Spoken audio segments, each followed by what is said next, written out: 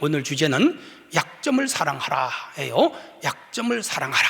마음에 담으시고 말씀을 잘 따라오시기를 바랍니다. 첫 번째 주제입니다. 하나님은 결함 있는 사람도 사용하십니다. 5절과 9절이에요.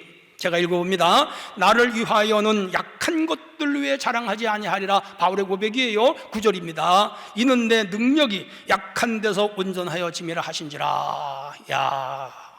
이 세상에 위에서 말씀드린 대로 완벽한 사람 하나도 없죠. 잘생긴 말을 일 못 놓도 약점이 있었어요. 그가 그만 암으로 젊은 나이에 세상을 떠나고 말았습니다. 영웅 호걸들도 있고요, 미인 10살들도 있더라고요. 다 약점이 있어요. 오늘 사도 바울 약점이 무엇일까요? 첫째, 그는 언어가 어눌했어요. 말을 잘 못했어요. 편지를 읽으면 사람들이 감동을 받는데 직접 설교를 들으면 다 조는 거라. 유두구가 졸다가 2층에서 떨어졌잖아요. 왜? 은혜가 안 되니까. 글은 잘 쓰는데 말에 설득력이 없다는 거죠. 전도자요 설교자로서 언어가 어눌한 것은 치명적인 약점이죠. 그런데 하나님이 쓰셨단 말이에요. 말을 잘해야 설득력이 있고 청중에게 감화력을 주고 용기를 주고 힘을 주고 호소력이 사람들을 막 움직이잖아요. 스피치 얼마나 중요해요. 정치하는 사람들 중에 참 스피치 좋은 사람들이 인기도 있단 말이에요. 어디 그뿐이에요? 이 바울은 병이 있었어요. 그 병을 낫게 해달라고 3번 기도했어요. 유대인들의 한 번은 40일이에요. 그러니까 120일간 그것도 금식하면서 병 낫기를 호소했는데 하나님이 그 병을 고쳐주질 않았어요. 그것만이 아니에요. 눈이 나빴어요. 얼마나 눈이 나빴으면 이 빌립보 교인들이 이 바울에게 눈을 빼주려고 그랬어요. 그 정도로 시력이 나빴어요. 오늘 같으면 안경이나 쓰지 2000년 전에 무슨 안경이 있어요. 그러니까 참 힘들게 살았습니다. 인물도 잘생기지 못한 편이었어요. 해서 사람들로부터 따돌림을 당하고 뒤에서 놀림을 당하기도 했습니다. 전승에 의하면 이 바울 사도는요 안짱다리였대요. 그리고 등은요 곱추처럼 굽었대요. 그리고 머리는 대머리였대요. 그러니까 외모 콤플렉스가 많았죠. 외모로는 이 바울 사도가 흠모할 만한 것이 하나도 없었단 말이에요. 그의 사역에 이런 외모로 통해서 아픔이 많았어요. 고통이 많았어요. 그래서 그의 서신 13권에 보면 자기의 그 콤플렉스 때문에 많이 변명하는 부분이 나와요.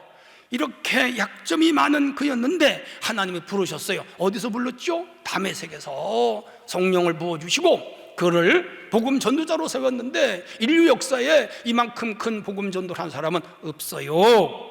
안디옥 교회 목회자가 됐잖아요. 1년 후에 바나바와 함께 소아시아 전역을 전도하게 하는데 1차, 2차, 3차 했잖아요. 마지막 4차는 로마까지 가서 복음을 증거했지 않았어요?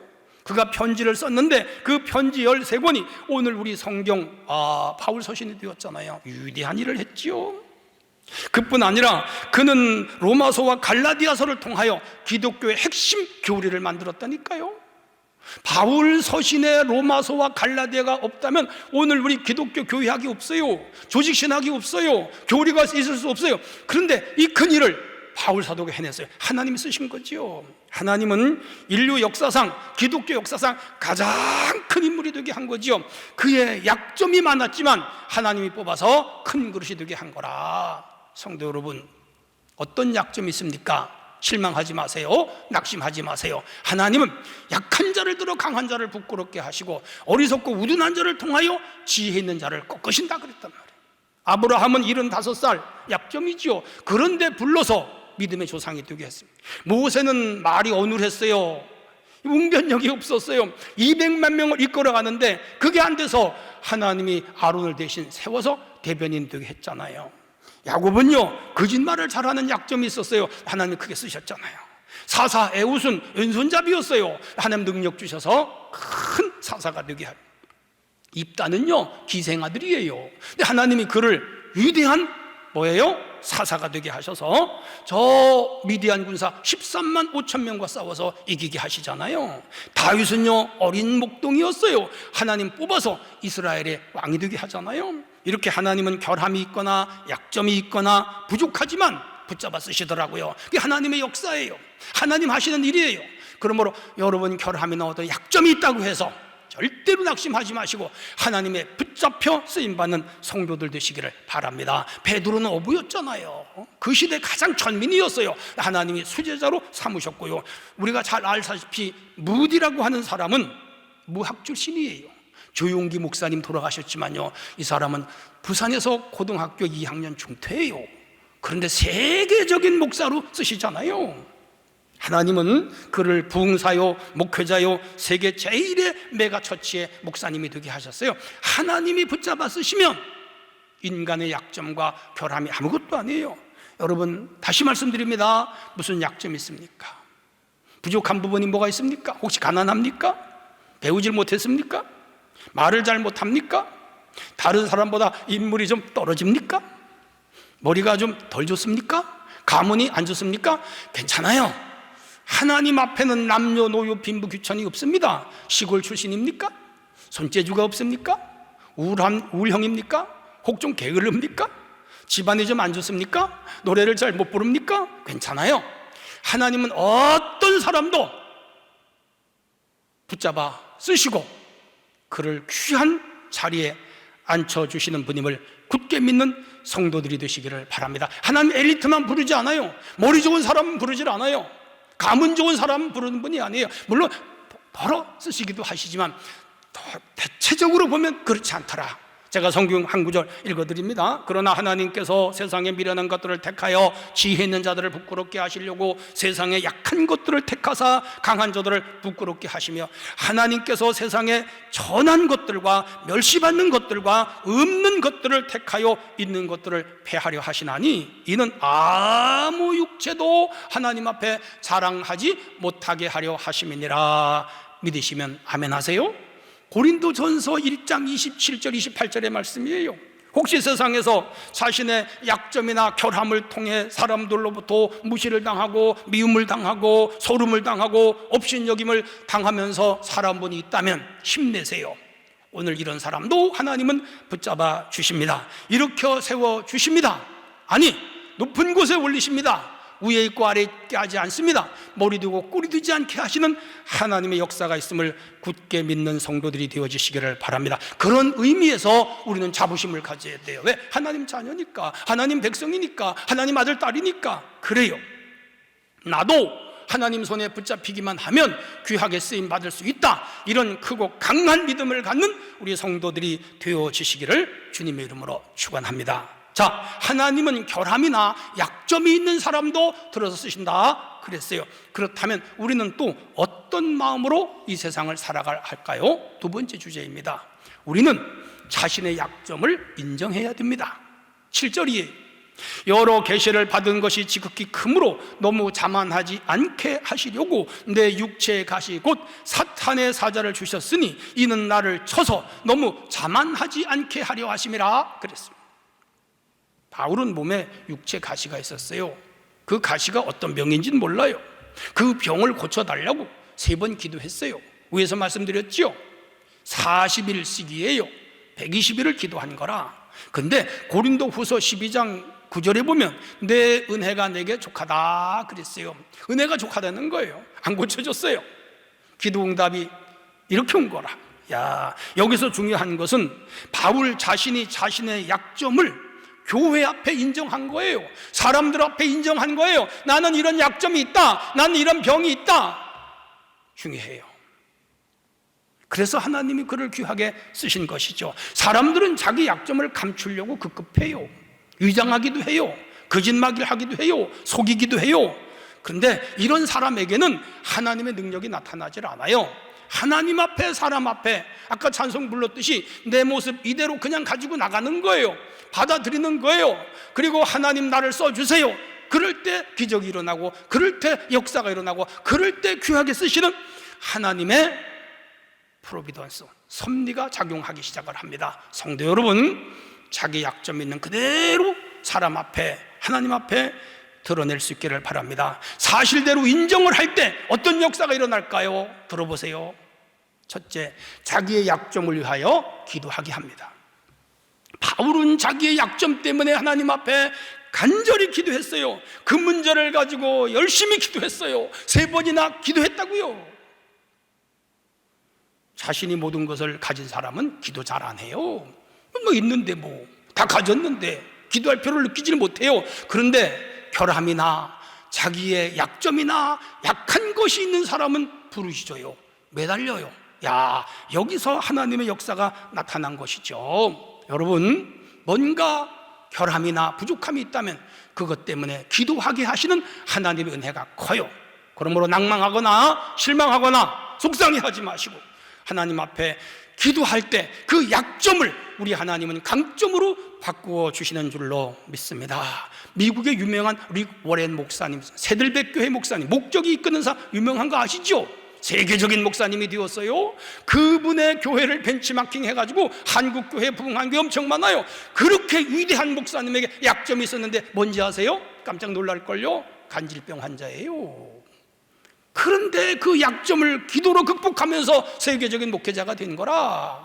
그게 하나님의 역사예요. 아드레날린 호르몬이 몸을 괴롭혀서 평생 괴로워했어요. 지금도 마찬가지예요. 그런데 기도로 그걸 극복하고 세계적 교회를 만들었죠. 오늘 오히려 우리 약점 때문에, 우리의 결함 때문에 하나님께 매달리고 부르짖어 기도하게 하는 것, 그것도 은혜요. 바울이 그랬던 거죠. 두 번째는 약점이 있을 때 겸손해집니다. 바울은 3층천에 다녀왔어요. 영성의 대가잖아요. 감히 누가 이 바울의 영성에 도전을 하겠어요? 그런데 그에게 그런 깊은 영성이 있었던 것은 그의 약점, 병 때문에, 가시 때문에 날마다 기도하다가 신령한 걸 본 거라. 은혜지요. 그는 율법 학자였잖아요. 바리새파였잖아요. 이스라엘에서 랍비였습니다. 가말리엘 문화생이었습니다. 최고의 지식자예요. 당시에 히브리어를 아는 사람은요 6,000명밖에 없었어요. 그 중에도 탑 클래스에 드는 사람이에요. 누가요? 바울이. 그런데 그는 자기의 약점 가시 때문에 겸손했어요. 병 때문에 몸이 약하니까 날마다 하나님께 부르짖어 기도하면서 영성이 강해졌죠. 그의 손이 닿는 곳에 병이 났고 손수건을 던지면 막 뻘떡뻘떡 일어났잖아요. 죽은 유도고 막 살려냈잖아요. 그런 능력이 어디서 왔어요? 기도하다가 겸손함 속에서 하나님의 역사가 일어난 것이죠. 교회를 얼마나 많이 세웠어요? 위대하죠. 뭐예요? 몸에 찌르는 육체의 가시 때문에 그는 큰 성공자가 된 거예요. 그 약점이 오히려 강함이 되었던 것이죠. 압살롬은 머리가 좋았잖아요. 털이, 얼굴이 그냥 잘생겼잖아요. 그 장점이 그를 죽이는 이유가 됐단 말이에요. 근데 바울 사도는 그 약점이 다른 사람을 살리는, 교회를 세우는, 복음을 증거하는, 하나님 나라 큰 일을 하는 사람이 됐다고요. 하나님은 이 약점 때문에 겸손하게 하시고 그 겸손 때문에 큰 일을 하시더라고요. 성도 여러분, 우리의 부족함 때문에 더 겸손할 때 하나님은 더 위대하게 크게 사용하심을 굳게 믿으시기를 바랍니다. 또 하나 있어요. 약점이 내게 능력이 되게 해요. 9절이에요. 내게 이르시기를 내 은혜가 내가 족하다. 내 능력이 약한 데서 온전하여짐이라. 이러므로 도리어 크게 기뻐함으로 나 여러 약한 것들에 대하여 나는 자랑하리니 이는 그리스도의 능력이 내게 머물게 하려 함이라. 바울이 그렇게 말했어요. 루즈벨트는 소아마비였어요. 미국의 유명한 대통령이었고요. 2차 대전을 세계로 승리로 이끌었어요. 베토벤은 청각 장애자였죠. 세종대왕은 일 중독자. 퇴계 이황은 첫 번째 부인이 31살에 죽고 두 번째 부인을 얻었는데 그 부인은 정신병자였어요. 그래서 그가 관가에서 일을 하는데 이 가정사 때문에 어려움이 많았어요. 그런데 한국의 유명한 철학자가 됐잖아요. 한의사 허주는 임금도 못 말리는 고집장애, 이것도 약점이에요. 그런데 참 그는 큰 일을 해냈습니다. 조선시대의 무인이며 이항복과 최명길과 함께 국가의 충신이었던 정충신, 이름도 참 충신이에요. 그는 밑바닥 출신이며 단신, 키가 작았어요. 그런데도 큰 일을 하잖아요. 제주 가뭄에 곡식을 풀어 주민들을 구제한 김만덕이라고 하는 여성은 기생집에서 자랐습니다. 조실부모했어요. 약점인데 큰 일을 했다 이 말이에요. 조선화가 김홍도는 낭비벽이 심한 사람이었습니다. 정약용은 잔소리꾼이었어요. 그 약점이. 김구 선생은 사고를 많이 치는 말썽꾸러기였어요. 우리 아티스트 유명한 백남주는요, 괴짜였습니다. 그런데 이런 사람들도 큰일을 해내잖아요. 자기의 약점을 세상에 털어놓고 있는 그대로 사람들에게 인정을 받는 거지요. 그게 사람들로 하여금 인간적이게 하고, 그리고 사람들에게 인정을 받는 원인이 됐던 것이죠. 우리가 살아가는데 가장 중요한 것은 약점이나 결함의 문제가 아니라 약점과 자신의 결함을 대하는 자신의 태도가 중요한 거라.